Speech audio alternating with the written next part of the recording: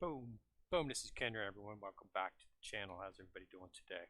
All right, so I just wanted to do a little bit on DanMachi. They came out with a Gacha pool a couple of last week, I believe it was. It was on the 23rd, so it goes for 3 more days. So it came out last week. This is interesting. This is for a Bell Cornell only Gacha, so you can get all the different bells that they've got in there. So if you're lacking a bell, this is your chance to go ahead and get one. Unfortunately, there's so many bells that it's really difficult to, you know, unless you're going to make a lot of pools on it. I've done a few pools on it just because it was half price for like 200, and unfortunately, it didn't go too well for me. I got quite a few bells, but unfortunately, they were mostly different. I did manage to see my primary bell that I'm using right now is this is the Ready for Act bell. This is the one that was in the event before last. It's a free-to-play character, so I fully maxed him out. But the one I've been using previously was the Dawn Argonaut bell, and I was using that one because it was the most powerful one that I was going to focus on building it. Unfortunately, this does not count as Bell Cornell. If you use him in any of the events that's required for Bell, it won't register it as you having Bell in the actual team, even if you got him in there, because it doesn't consider him Bell for some reason. So I'm not sure why. Maybe just because it doesn't say Bell in his name, but he is Bell. So anyway, so just beware of that. So I switched to using the Ready for Act bell since it does register that bell as being a bell.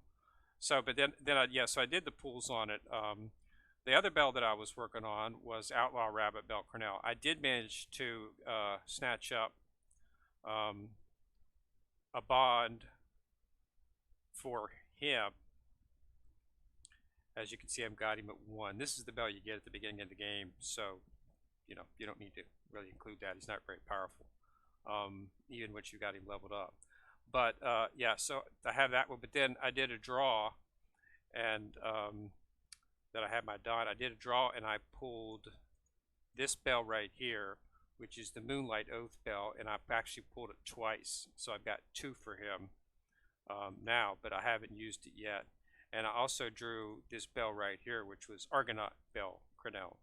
So I'm gonna look through, and I also pulled Sword Unleashed Bell Cornell. So as you can see, there's so many bells, and I got a bond for that one, so I pulled him twice. So I did like 3 pools, I think, and they're giving you bells. I got a 4 on each of my pools, so there's a lot of bells in there, unfortunately. What I was hoping to get my hands on some more of the Outlaw Rabbit Bell Cornell, which is the one that I wanted to try to level him up. But now I've got this other one right here, which has got another bond, Sword Unleashed Bell Cornell. So I'm not exactly sure. I'm going to have to look into these bells because and see which one is theoretically the best. Maybe I don't have the best because there's a few other in there, and see which way I want to go. But I do got a couple of bonds that I can cash in. I think I can come up with 10 bonds right now that I could get rid of to get a prism ticket to draw on to put one towards one of my main characters. So I'm never disappointed in getting a 4-star. Even if I would like it to be one that I could use, but if it's not, I don't see that as being a problem, simply because I can always cash it in and get some dub. You get 100 dub, you can get a prism, and you can get a bond for anybody you want. I think it's a limit. I think it's for the I think it's a for limited characters. I've got both limited and regular draw limited, so I've got something I can stick it to on either way. So, but yeah, so that is in there definitely. So you might want to take a look at that. And then of course they've still got the pools for the actual event, certain gods and familial love songs. So if you want to look at, none of these characters really interest me to very point. I mean, I already got a Harry Hime, so I'm not really none of these could really tickle my fancy as something that I want to draw on. Don't forget this. I strongly suggest that you do this up until at least the 10th pool, because both of these characters are top notch. especially Taro. I mean, I think everybody says that, he just came out, so I haven't had a chance to look and see. But King Otaro was is considered to be the strongest character in the game. I think this guy beats him because I'm unable to. I'll have to look and see if somebody who's done the stat comparison. But this guy's just a beast. I've only got him. I'm one away from maxing him. I've got 4 limit breaks on him. I beat things that I couldn't beat before. Arena. I finally, for the first time in wargaming, I'm at Battle Princess. So you got Battle Princess, and then you got Battle Princess. So I'm like right here. Right here's top. So I've never been able to get the baddest princess. The first I've ever been able to get was Braver 2. But yeah, I'm at Battle Princess 3 right now, and I've still got some runs to do. And I've already won once on Battle Princess 1, so I'm going to do some of those a little bit later. And I've got 7 more pools on that. So he's definitely I would definitely try to get him if you can, because he's just an all-around great character. I think he's if he's not the best character in the game, he's definitely one of the best. I don't have King or Charles. I've never had a pool for him, so I don't know. But yeah, so I definitely consider this to be one to go for, because he's just a beast. And it's not just how much damage he does, because I know a lot of times in one swing I've been noticing wargaming, the minute he hits, he wrecks the other team. I went up against a team, just the first one on Battle Princess actually. They had 2 kings. They had Fierce Rage and they had King. Theirs wasn't as high as mine. The first swing he did, he took out the entire team except for the Otaro, and then Hirahime. I use Hirahime as because she does a bunch of healing. So he does a lot of swap here. We'll go ahead and run one. I'll run one on auto for you, just so you can see. This is what I run. I run a Hirahime because she does healing, and then of course got a Mead for healing as well. And then I've got these 2 up. These are both free to play characters right here. And he's free to play. This is for my ready for act belt, and then this Aisha, so she's not free to play. So this one, and Otoro, those are all teams. Those are all characters that I've drawn for. So he does a lot of damage. His first thing is he throws up his Fierce Roar, because that is a buff that he throws to people. See, this is why I wanted to get Freya's, because see the ailment. This is what I hate about that ailment.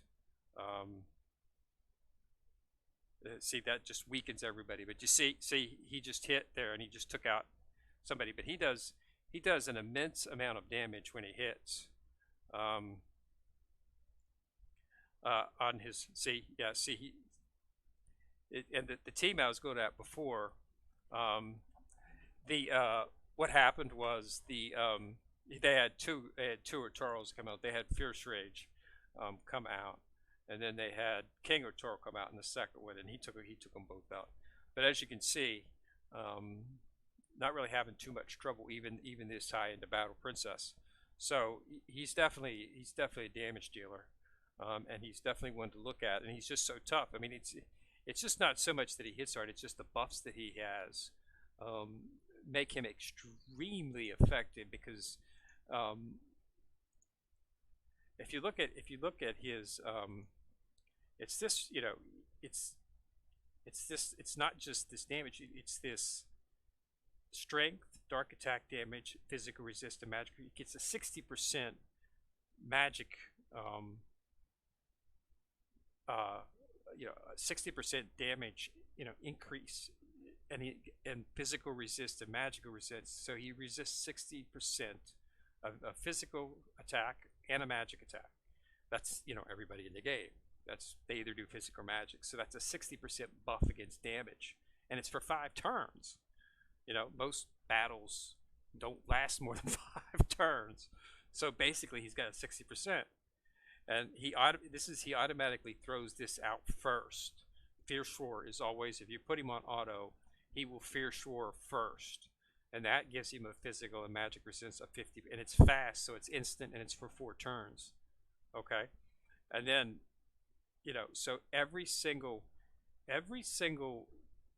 spell or passive has you know does against all damage for at least 4 turns. And then when you start throwing out his damages, he's got strength and a 50% increase for 4 turns. So this is not just something that happens once and it's forgot. Once you apply this stuff, it lasts for multiple turns, and you're going to find out that most battles don't go more than 5 turns. So, and then so it's just amazing what they've got. He's even got a regen for his hit points, his magic points. So it just, this is just any 10% penetration. Light resist, 35% against light as well. So, and then of course a buff on his strength, his endurance, agility, and his dexterity by 25%. I mean, he's just, seriously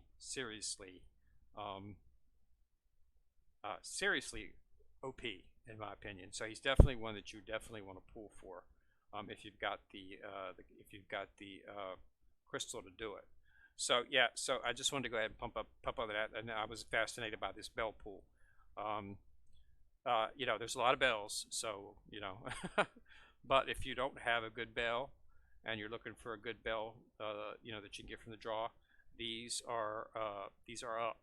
So I'll have to look and see which one's the best. But the draws, it's really good. It's only 200, but it's only going to be up for 3 more days. So you need to get in there if you're going to do it, and you get a good bell. Okay, so just wanted to pop that out there, and thanks everybody for watching the video. And go put a like on the video if you like it, and go ahead and click the subscribe button and click on the little bell beside it for notifications if you want to be notified whenever I drop a video. So this is Ken Rear in the corner, and I'm signing out.